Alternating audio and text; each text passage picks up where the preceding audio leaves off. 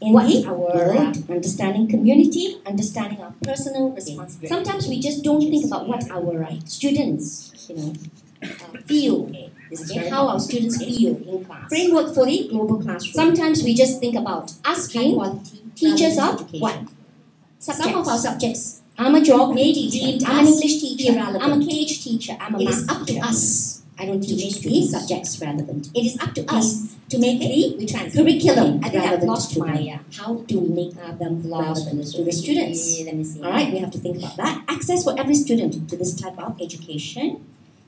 Every student succeeds for both statewide and local goals. Now, parents and community are actively involved in the life of school. We want to look at, actually, we do practice school, right? When parents want students to look at school, and with the we want ourselves to look at school, I think, with the establishment of the PIBG, from the perspective of what the world is like to a higher extent even, okay? And if we do think that school is a place to just churn out factory workers, churn out certificate holders, then we may not be on the right path. Take just this here says moral skills. Just a little bit. What are the skills we will be able to help our students to acquire? Okay? What skills do we want our students to acquire? 4 pillars of the global classroom. Teachers, how do we want our students to be like? All right, success as a global. Do we want our students to just parrot everything we say? Okay. To regurgitate everything that we teach them? The global classroom. Do we want our students to be just disciplined? Teaching students how to think for themselves so that they can survive. How do we want our students? Are we? Perhaps if we're helping our students, imagine the type of students that we are going to produce to the workplace who can survive in this new changing world, in these changing times. We may be able to change our styles of teaching, our approaches. Okay? All right? Come on. Answers, please. Teachers, I'm going to call out names. Okay? So, can we have some skills that we want our students to acquire? Okay, the first one here. Okay? We want our students to be inquiring. To be inquirers. To want to know, to question.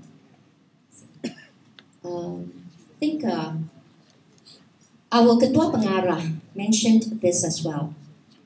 He was saying that oftentimes teachers kill the interests of students by stopping their questions, by telling them no questioning. All right. Sometimes unconsciously, subconsciously, we refuse to answer their questions. Okay. And when we do that, we do stop them from becoming inquirers. At the same time, of course, when they are asking irrelevant questions all the time, right, then we have to take them out of class first. Okay? All right, what other skills? Inquirer, what else? Problem solver. Yeah, of course, thinker. Okay, never mind, let's go through that. We don't have that much time. Okay? Communicator. It is said that if a person is able to think but cannot communicate his ideas, he is probably on the same level as those who cannot think at all. So, communicator of ideas. Risk taker. Now, everybody has to take risks. Nothing is certain. Knowledgeable. Principled. With integrity. Caring. Open-minded. Well-balanced. Reflective. Okay? Of course, these will also include problem solving and so on, right? Okay? So, some of these skills. Do we think the way we are teaching our students nowadays will enable us, or not do we think the way we are teaching, but some of us, okay, if we don't think first, if we don't reflect as to how we are teaching our students, okay, do we think we are able to produce such students? Because these are the people only who can survive in this world nowadays. Alright? Okay? According to Kenneth Dunn, if students don't learn the way we teach them, let's teach them the way they learn. How do students learn? We have been talking about left brain, right brain, right? Many of us think about left brain, right brain, etc. Okay? Now that is one of the most commonly known theory or whatever. Okay? Currently we focus on the content as a subject. In the future, we will need to focus on the student as a subject. Student as a subject. Okay?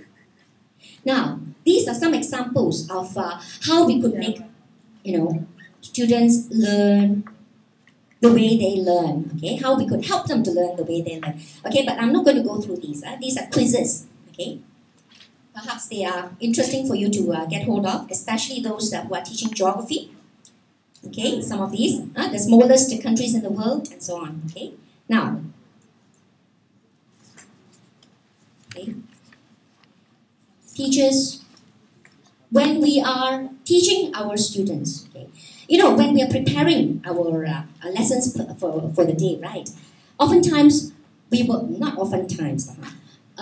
have to think of a set induction, correct? But oftentimes, I think when teachers go to class, it is like, turn to page what?